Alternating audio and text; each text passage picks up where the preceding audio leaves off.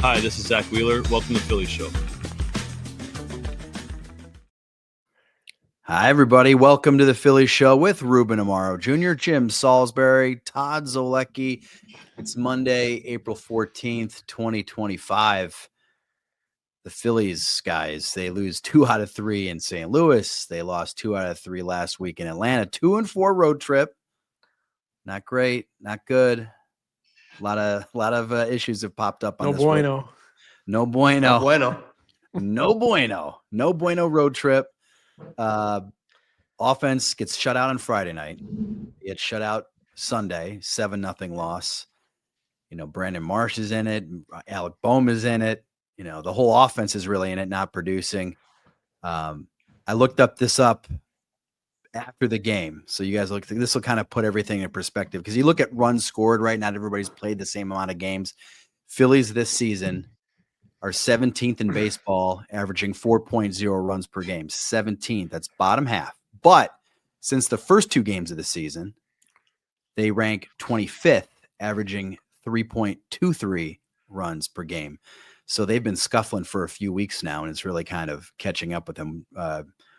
Ruben, you were working this weekend in studio. You got to watch a lot of baseball, right? Yes, I did. What'd you think? It was not pretty.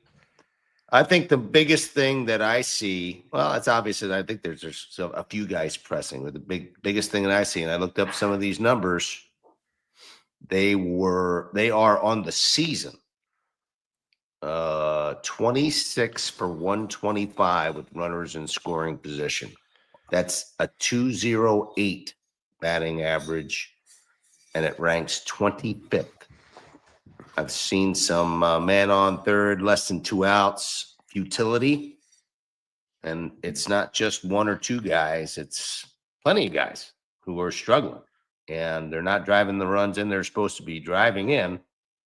They're getting on base. Their on base percentage is in top 10 in baseball. They're getting some runners on. They're not driving them in, and they're not slugging them. Well, they're definitely not slugging. Their slugging numbers are down as well. The 2 losses in St. Louis, 3 singles and 3 singles in those 2 games, right? And a total of 0 for 9 with runners in scoring position. So didn't get on base that much in those 2 games. Not in those games. But they, as a team, they've been getting on base, and there's a lot of talk about them, swing decisions, all this other stuff. But you got to drive them in when you got them on, and they're not, and they're certainly not doing that. And it puts a lot of heat on the starting pitching. You don't score runs, and it's not like they're facing great pitching. Schwellenbach was really good. I got to give him that. But beyond that, I mean, some other guys have pretty good stuff, but you can't really blame it all on the quality of the pitching. Sometimes you got to come through, and the boys have been scuffling pretty much across the board, and I think that'll change. I know we talk about it being early. What is it, 14, 15 games in? But they got to swing the bats better. Yeah, they do. And, you lose twice with Wheeler on the mound. That just stings. I know he wasn't great in Atlanta, but he was good enough on Sunday. That game could have been a lot different if you score him some runs. But I just feel like every year we talk about the performance with runners in scoring position. And then they'll have a bust-out game when they go 8 for 13 with runners in scoring position, and it feels better. But, boy, they can put together some real droughts with runners in scoring position. And it just, sometimes it's not how many hits you get. It's when you get them. And you got to get them when the guy is standing on second base. And they struggle to do it on this trip. Yeah, they didn't have a base runner, I think, after the 3rd inning on Sunday. Yeah. I think Harper had a single. They didn't get another guy on base the rest of the game. But, yeah, Ruben, you're right. The slug has not been there. Phillies overall this season, they're 18th in baseball, 371 slugging percentage. So did they have a home run in St. Louis? I don't think they did. No home runs in St. Louis. Yeah. And that pitching's just okay. It's not great. Yeah. It's really not. And, Liberatore yesterday was threw well, but I mean, I just feel like I feel like they're just not putting together enough quality at bats, and the lefties are struggling against some of the lefties. What did you make out of Rob saying he didn't see a ton of energy on Sunday? I mean, this is a guy who is seldom critical, and that's really not critical, but it's a frank observation. Did you think it was a product of, we know that when you don't hit, you look like you have no energy. Was it a product of that? What is it, a product of a late night and, not sleeping on Thursday going into Friday, coming out of Atlanta, catching up with him? Was it just frustration? I mean, what did you get out of that, Todd? Yeah, Rob kind of alluded to the fact that they had that really late night on Thursday. So he actually said Friday and Saturday he kind of thought the energy was lacking. He said he thought it was better on Sunday, which is, again, they got shut out 7-0. They didn't have a base runner after the third inning. So yeah, you're right, Jim. I always remember, I mean, you guys know this, when the Phillies during the heyday of 07-11 were struggling offensively, we would ask Charlie about, man, you guys look dead out there if they're in a slump. He's like, yeah, you always look dead if you don't have any runners on base and you're not knocking in runs and guys aren't scoring. But he seemed to indicate just overall, just not so much an offensive malaise, but just a general malaise this weekend. So interesting, no doubt about it. Well, I think part of it is also because there's a whole lot of guys who aren't swinging the bats well. And I think there's a little bit of woe is me going on, I think, in the clubhouse with a couple of the guys. And, Bohm and Marsh, and those guys have been struggling. Bohm finally got a hit on Saturday. After going, a long over. And, even the big boys, I mean, they're having occasional success, but not like consistent success. The Turners, the Schwarbers. Schwarber, I got to give him a pass because he's been outstanding. Yeah. Not as good, obviously, in this on Sunday, but I mean, there's quite a few guys who've been struggling, and so it carries. That can be contagious too sometimes. So one of the hot button guys right now, or hot topics, I guess, is Brandon Marsh. And I know you guys have a lot of thoughts about him, and we'll talk about Brandon Marsh and Alec Boehm, two of those guys you mentioned, Ruben, right after these words. Your hair is so much more than what you see when you look in the mirror. With Nutrafol's science-backed whole body approach, nourish growth from within and achieve your best hair yet. Nutrafol is the #1 dermatologist-recommended hair growth supplement brand, trusted by over 1.5 million people. See thicker, stronger, faster-growing hair with less shedding in just 3 to 6 months with Nutrafol. Physician formulated with 100% drug-free ingredients, Nutrafol supports healthy hair growth from within by targeting key root causes of thinning like stress, hormones, and aging through whole body health. Start your hair growth journey with Nutrafol for a limited time. Nutrafol is offering our listeners $10 off your first month subscription and free shipping when you go to Nutrafol.com and enter the promo code FOUL. Find out why over 4,500 healthcare professionals and stylists recommend Nutrafol for healthier hair. Nutrafol.com, spelled Nutrafol.com, promo code FOUL. That's Nutrafol.com, promo code FOUL. We're back, guys. Brandon Marsh, we talked to him after the game today. He is hitless in his last 26 at bats. He's batting 108 this season. 7 walks, 14 strikeouts, a 439 OPS, 14 games. He was 0 for 3 with 2 strikeouts on Sunday.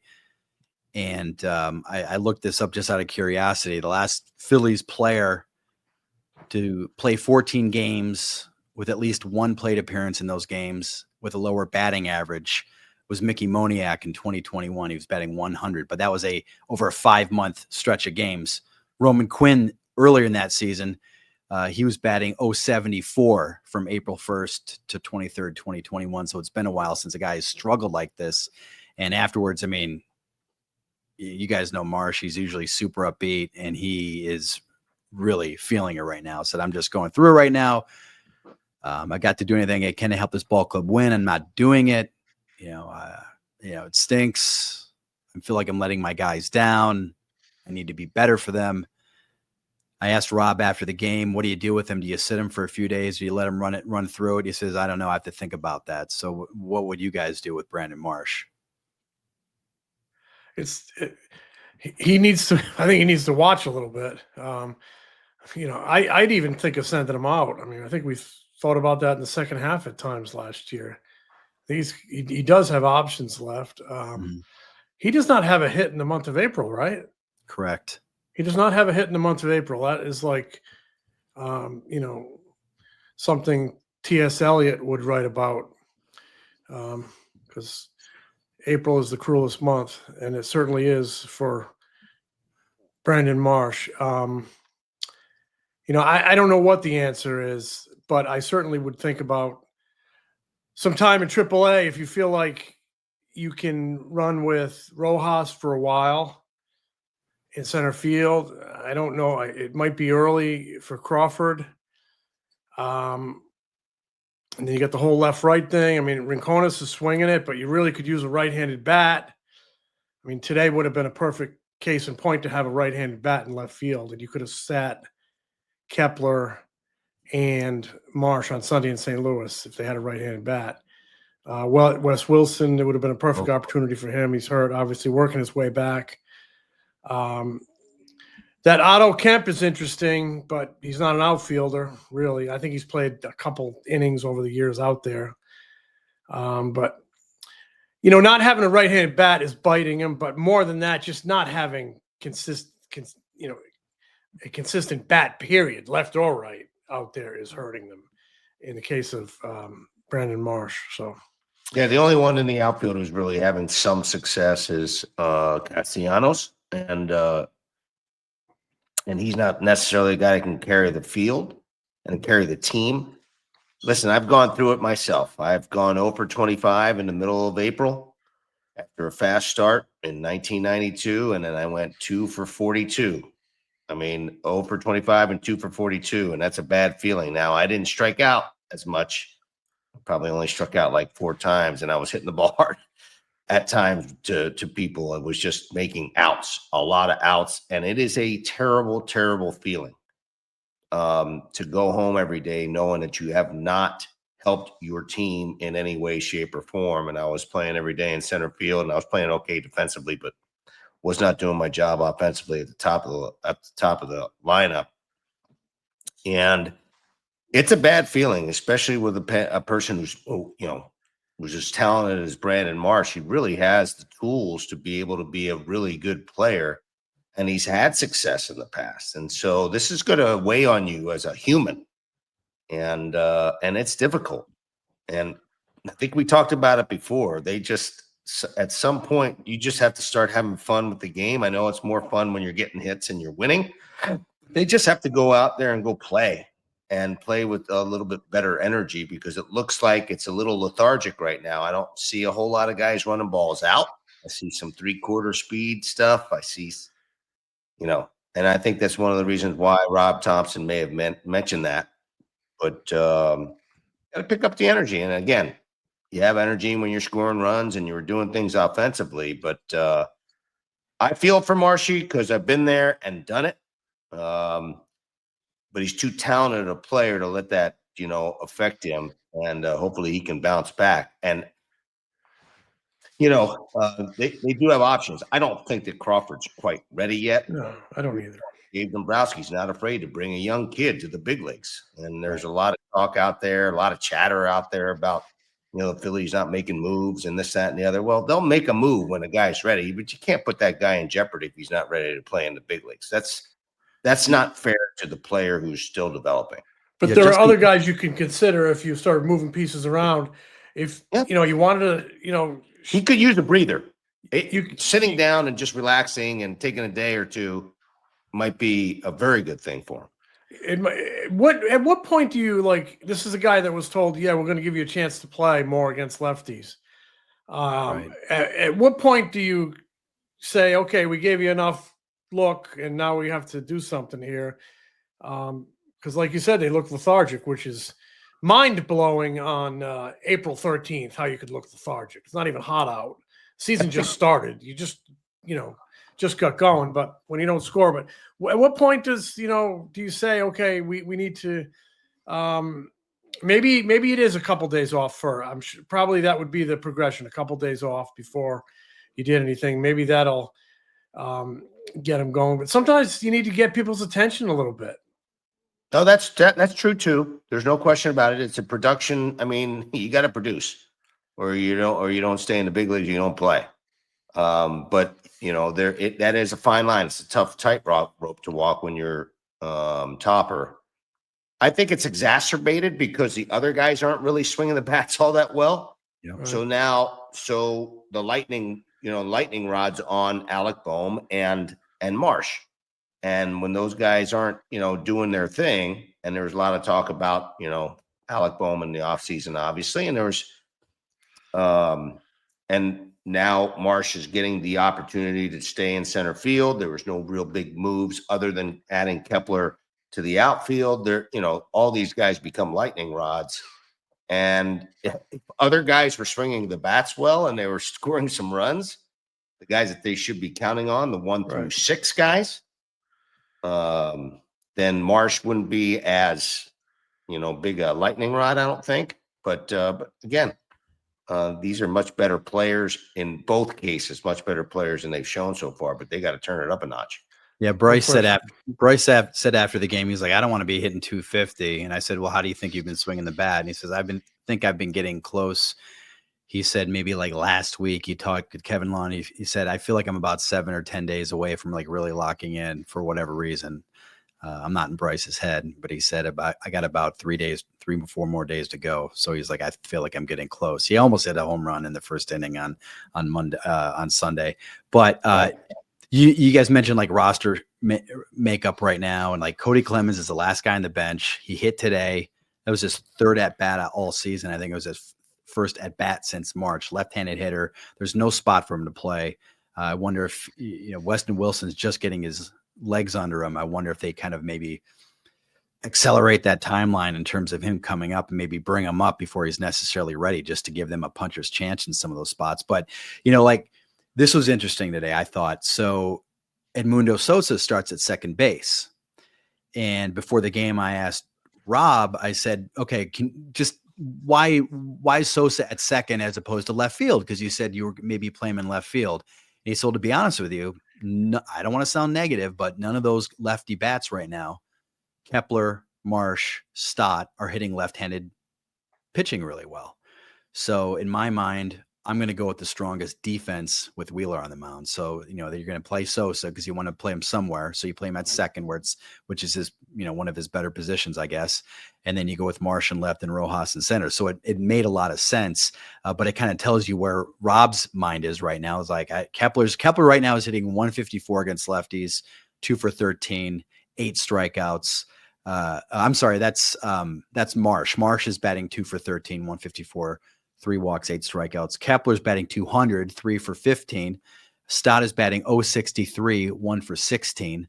So, they're not getting much of any production from any of those guys that they thought. Remember going into the season, a lot of it was, we think Stott can play every day. We really want to give Kepler some run every day. We think Marsh can play every day. Well, those 3 right now, 15 games of the season aren't really doing the job. And the other thing about that, and I don't disagree, and it's, how much leash can you give the guys? And you want to, again, it would be a lot easier to give leash to, some of these guys. If some of the other guys were picking it up, but they're not, and they're not getting the job done. So it makes it difficult.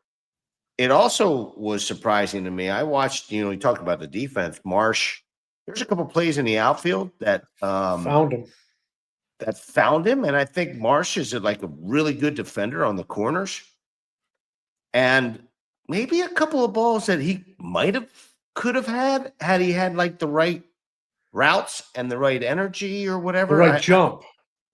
I was a little surprised. I was a little surprised by the one that got past him. He was kind of slid and missed it. And then one that bounced sort of on the line.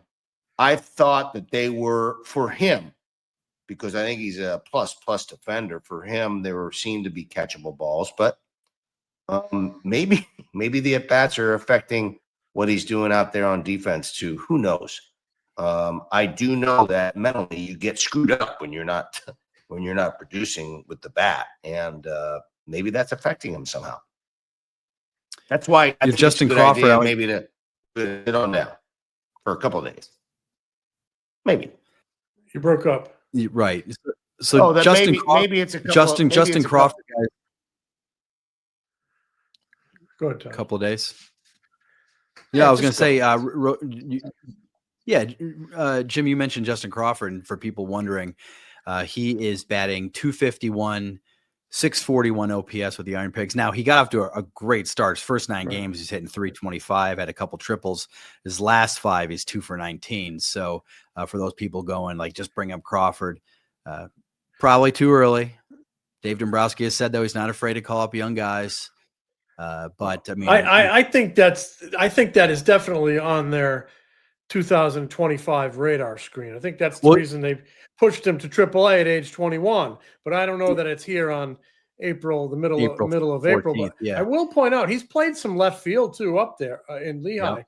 He's playing almost as much left field as center field. So keeping options open, versatility. He's still, this is a player development situation. I've also heard from people they think he's a better left fielder than center fielder. So it's going to be an interesting puzzle that they have to figure out if they don't start getting some production from the guys that are here right now. I mean, we're talking about possibly sending somebody out.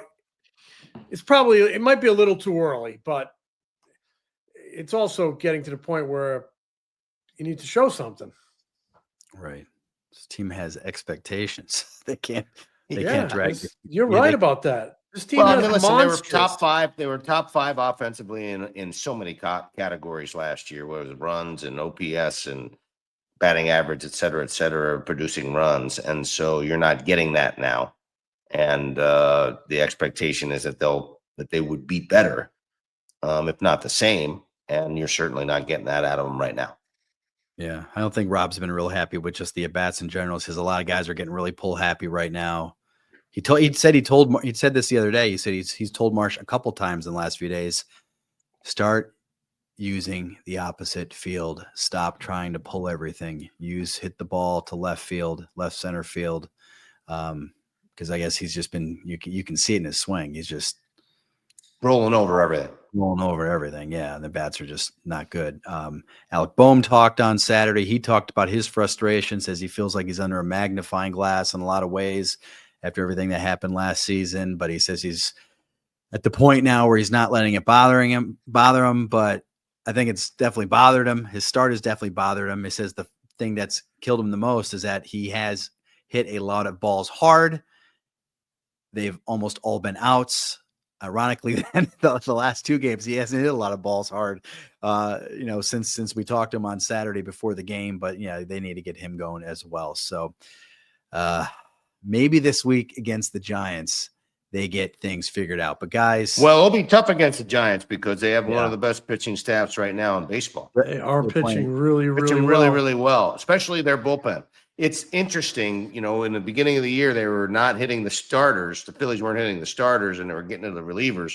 It's been like a flip over the last couple of days. I mean, there have been times when from like the 5th inning on, they don't even get like a couple of base runners. They haven't gotten any hits. I mean, it happened a few times.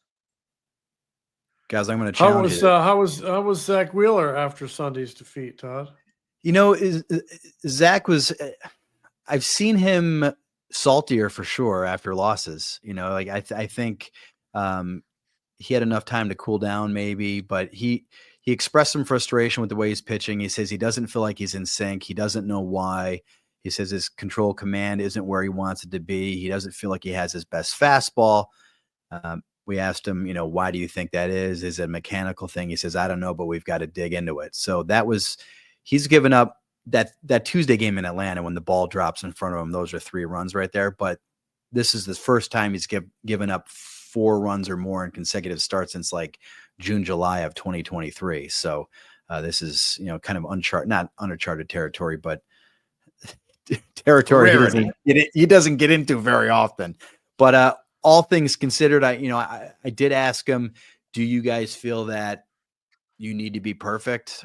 Are you feeling any pressure out there to be perfect because the offense is not doing what it needs to do? And he says, I try to be perfect every time. I don't care what the offense is doing. And I was like, that's right. That's why you're good. That's why you're good. Yeah, he's not going to throw anybody on the bus. And plus, I do believe that. I mean, it's not like if they're scoring 9 runs a game or 0 runs a game, Zach's going to try to go out there and throw zeros. He's got that mentality. So, guys, it is the first show of the week. It's Monday, and so this might be a challenge this week, but it's Manco. Best week by Manco, the best of the best. This is where we pick our best Phillies player, performance, play of the week. We just got done talking about this 2-4 road trip. Can I go with Rory McIlroy? Can I second? Can I second that? I was very, very emotional for him. I was happy with the guy. Man, the drama in that Amazing. back 9 was amazing, up and down, and I thought he thought he kicked it. I thought he kicked it. I was going to say something else. I thought he chucked it off. I thought he tinkled it away, and then he grabbed it right by the throat again. And amazing drama. But, Manco best of the week. Can I go like big picture? Can I go with the defense on Saturday? They turned 5 double plays. Nice. And they, going to – you got to get a win and at some point. So they lose 2 straight series, but they get a win Saturday afternoon in St. Louis, and 5 double plays. Good job by the pitching to Christopher Sanchez to roll the ground ball and make a big pitch in those situations with men on base, and a good job by the defense to turn them. It's like talk about they're inning changers, those double plays. They just change the momentum of an inning and the outlook of an inning for a pitcher and a team, and they get you back on the bench in a hurry. So that would be my Manco's best. Go ahead. What do you got there, Zoe, man? Boy, I'm going to go with the one outfielder is really hitting right now. I'm going to say Nick Castellanos. This past week, batted .333, 4 doubles, 4 RBIs, .833 OPS in 6 games on this road trip. And that included an 0 for 5 with 5 punchies, as the kids like. How about that? He bounced back from that, didn't he? And that's kind of why it jumped out at me. He goes 0 for 5 strikeouts. And I'll tell you what, he took it very, very well. He was kind of, a little gallows humor or less. So he was kind of like wondering, how many guys have struck out 5 times in Major League history? Oh yeah, I'm number 236. Okay, so as only Nick would. And then he has a big hit yesterday on Saturday. Had another good game, and then of course a cool little fun little moment. He catches that ball in the right field corner. Young Phillies fan gives him a high five, and then Nick goes back in and gives him a little dap, fist bump. And Nick said, "Hey, we're all just having fun out here." I said, "Why did you go back and give him the fist bump? You already gave him gave him 5." He said, "Just trying to give him a little bit more love." So Nick Castellanos is my best. And then he tossed him the ball right on top. Yeah, then he tossed him the ball as well. Absolutely, yeah. So all that stuff. Creating memories. That's why I said to him, I said, you just made that kid's day, man. He's going to have a great story now for the rest of his life. He's going to be telling that story for the next 50, 60 years. And he's like, yeah, maybe. Nick Castellanos, my Manco best of the week. Those things stay with you. I had those moments as a kid. I wrote a big story about it once, 35 years later, after I had an encounter with Harmon Killebrew at Fenway Park. And it stayed with me all those years. And then one year at the winter meetings, I tracked him down. I told him the story, and I did an interview with him and wrote the story about it. So those little things, when you connect with a kid, that really matters, and it'll stay with that kid forever. When he's an adult, he'll tell his kids, and he'll play catch with his kid and turn his kid onto the game. It just keeps perpetuating and sustaining. It's a good thing. Gotcha. Well, my Manco is going to throw a little breaking ball. I'm going to throw Chris Sanchez in there. Chris Sanchez, who's 6 1/3. You got all those ground balls. Yes, he gave up some hits. Didn't have to do with the strikeouts. He didn't want to do it. He talked about it afterwards. He wanted to be efficient. Didn't care about the strikeouts. Just wants to get outs, get the team back in. Pitch as long as he possibly can. Pitches 6 1/3. Did a nice job in St. Louis. And it's the first time he's really pitched well on the road in a while, if I recall correctly. Good point. And for him to sort of get over that hump, that was important for him, I think, for him mentally. Got his ERA down to 3.12, I believe. And I think there's a lot of comments from the other team and from other people with the St. Louis Cardinals about how good this guy is and how good his stuff is. So I'll go with Chris Sanchez, baby. Christopher Sanchez, best of the best. That's a great one. It was funny in spring training. I remember this. Rob Thompson, Sanchez started a game down in Bradenton, and we were asking Rob about it after the game. He said, he actually wanted to come down here and pitch down here. And we're like, why would he want to come to Bradenton? And he said, because he's trying to get as many road starts as possible down here. We don't know why he struggled on the road. He doesn't know why he struggled on the road. So the only thing we can really think of is maybe just the timing of warming up and then sitting in the top of the first inning and then going out there and pitching in the bottom half of the first inning. So it's something he tried to work on this spring in a very, I thought it was kind of a unique way. Like, hey, I'm just going to go try to pitch as many road Grapefruit League games as possible because maybe this is why. Maybe it's not. Probably it isn't. But if it is, let's try to fix it and let's get me more comfortable warming up on the road. So when I go on the road, maybe I can pitch a little bit better. So that kind of shows you where this is also one of the reasons why I've sort of fallen in love with Christopher Sanchez, because he's already signed his contract. He's got his money. He wants to get better. He wants to get better and he wants to improve, and he's always trying to find ways to get better. And he's already made an amazing transformation, or where he was when he first got to the big leagues to where he is now, but he still wants to get better every time out. So I got a little place in my heart for old Chris Sanchez because the accountability's high with that young man. I find it a little sad you have to even point that out. It shouldn't matter if you've signed. You should always want to get better. Anybody, any player should always strive for your best, no matter how many zeros are on your paycheck and how many years you have remaining. No? I don't disagree with you at all, but that's not always the case, James, as you well know. There's a lot of players out there with massive 9-figure deals that didn't really necessarily grind it out the last few years in the major leagues. So sad. Sad but true. Sad but true. Guys, Phillies open a 7-game homestand beginning Monday night against the Giants. Monday, it's Taijuan Walker versus Landon. Is it Roop? Tuesday, Jesus Luzardo versus Justin Verlander. Wednesday, Aaron Nola versus Robbie Ray. Thursday, Christopher Sanchez, that we just talked about, versus Jordan Hicks. Ranger Suarez is throwing a rehab start, his second rehab start on Tuesday, probably in Clearwater, maybe somewhere else if the weather's going to be nice. They don't want to send him up the Lehigh Valley if it's going to be 42 degrees and drizzling. So he might go down there and pitch, stay down in Clearwater. And Andrew Painter is going to throw his second start on Friday in Clearwater. So I wanted just to mention that for those people wondering. Yeah, well, and important that Taijuan Walker is the guy to try to stop the flow a little bit. Stopper. Imagine that. He's a guy who's at 0 ERA. Now he hasn't logged a ton of innings, 10 1/3 or something like that. But he does have a 0 ERA, and he's kept him in a couple of games. So hopefully he can keep on doing it. The Giants not putting together a ton of runs, offensively a little weak right now, but hey, they need somebody to stop it, stop the flow. Just took a series from the Yankees. That's right. They're playing. Hey, they're pitching it. They're pitching well, and they're figuring it out. And they got a couple of guys at the top of the lineup that are doing a little bit of damage there. So we'll see what happens.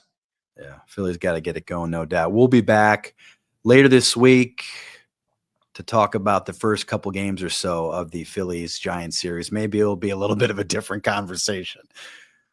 We shall see. Guys, I'll talk to you later. Smell you later, boys. Smell you, Jim. The Philly Show is brought to you by the Foul Territory Network. Subscribe to The Philly Show on YouTube and wherever you get your podcasts. If you like us, give us a review. Follow us on Instagram, TikTok, X, Facebook, and Threads. Find Ruben's analysis before, during, and after Phillies games on NBC Sports Philadelphia, on the Sports Radio 94 WIP Morning Show, and MLB Network. Find Jim at allphly.com. Find me at MLB.com, the Phillies Beat newsletter, and MLB Network.